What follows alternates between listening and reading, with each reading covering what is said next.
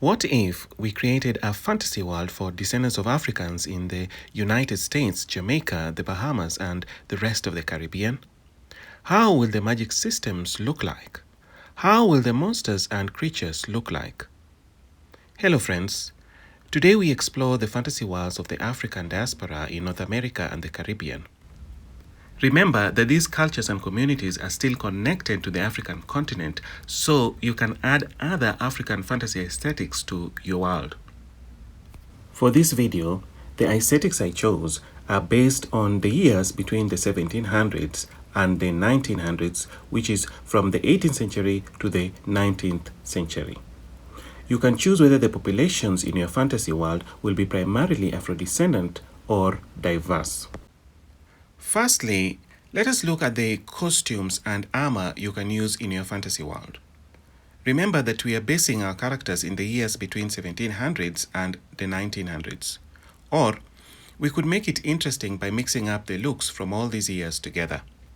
So, for women, head wraps are a key feature in female fashion both in the 1700s and the 1800s. You can also use flamboyant hats decorated with silk flowers, lace, bows, and other decorations. Make these headgears more interesting by adding inspiration from medieval Africa. For the dresses, you have three options. The first option is a dress that includes a bodice with square necklines, but is loose at the arms, complete with wide gathered skirts. Corsets are also a key feature of these kinds of dresses. The second option is a normal dress that falls naturally over the body and does not limit the wearer's movements. You can add trousers to this look, but I was thinking of this as a costume worn by everyday people. But if you want a more ethereal look, the women can wear the white ruffle and ribbon dresses. I would suggest making this costume so unique that the viewer would not be able to date them to a particular decade between 1700s and the 1900s.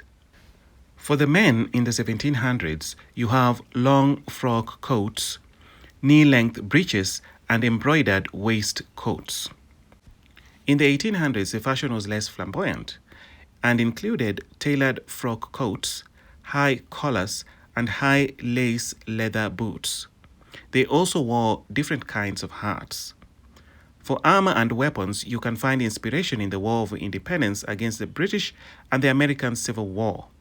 For instance, you have the hunting shirts worn by the Continental Army during the Revolutionary War and the dark blue coats worn as the war advanced. Weapons include swords and flintlock firearms. For African Americans, there is already a whole set of curated looks from various Hollywood movies. For magic systems, you may also have to mix concepts from Obeah, Hoodoo, Santeria, and Voodoo. You know, something that African descendant people from North America and the Caribbean would be able to recognize. Obeah, Haitian Voodoo, and Hoodoo are all religions that share the belief that supernatural forces can influence what happens in the material world. Plant life and animals are used in the healing rituals of these religions, while spells are used to attract good fortune and ward off evil. Santeria, a religion originating from Africa and practiced by Cubans and Puerto Ricans, includes the Orishas, or the pantheon of gods from the Yoruba religion. These deities include Esu or Eshu, who is a divine messenger and guardian of the crossroads. He is not evil, he only carries prayers of humans to the divine realm. Ogun is the next one, who is a warrior and deity of iron, tools, and labor. The next one is Obatala. He is the father of the Orishas and is associated with wisdom. Then we have Shango, who is the deity of thunder, lightning, and justice. We also have Oshun, the deity of fresh waters, fertility, love, and beauty. And then lastly, we have Yemoya, also mother of the oceans, and is associated with fertility and family. Of all these deities, Esu or Eshu or Elegua is the most recognizable to Caribbean Obeah, Haitian Voodoo, and Afro-American voodoo and hoodoo because of his relation to Papa Legba. In Yoruba religion, he is the divine messenger, the one who opens and closes doors, the one who carries prayers of humans to the divine realm, and the one who tests humans. The most recent depictions of Papa Legba portray him as an evil trickster, which is not accurate, according to people who practice the Yoruba religion. These belief systems thrived among Afro-descendant communities in the United States, the Bahamas, Dominica, Barbados, Grenada, Dominican Republic, Antigua and Barbuda, Puerto Rico, Cuba, and others. They also share magical creatures such as vampire-like creatures, zombies, ghosts, werewolves, mermaids, shapeshifters, and more. A good example of creatures include Anansi the spider, Papa Legba, Jambi, rolling calf, and more. If you want, we can review all these creatures and entities in a separate video. The magic manifests as healing magic, curses, charms, sacred drawings, plants, hexes, sorcery, and witchcraft. Some famous practitioners of magic include Marie Laveau, a spiritual leader and healer from New Orleans; Cécile Fatiman, who was a powerful voodoo priestess from Haiti; and Dr. Jean Montaigne, or Dr. John, who was of Senegalese ancestry. To pick the right architecture for North American and Caribbean fantasy, you need to pay attention to the environment.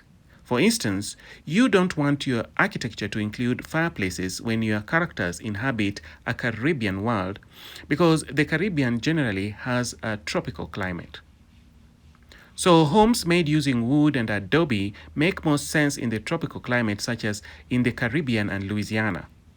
The appropriate style would be the architecture common in the 1700s or the 1800s in North America and the Caribbean. These architecture styles include 1. French Creole architecture, which includes houses made of adobe and wood. The houses are characterized by a full front porch, a wide-hipped roof that extends to completely cover the porch, wrought iron balconies, chimneys, thin wooden columns, and functional windows. This design matches the humid, tropical climate of the Caribbean and parts of Louisiana. Style 2 is the Spanish Caribbean architecture, characterized by U-shaped or L-shaped homes built around a private central shaded courtyard.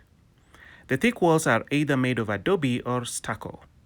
The common rooms are connected by arched, open doorways, while the rooms are closed with traditional wood doors.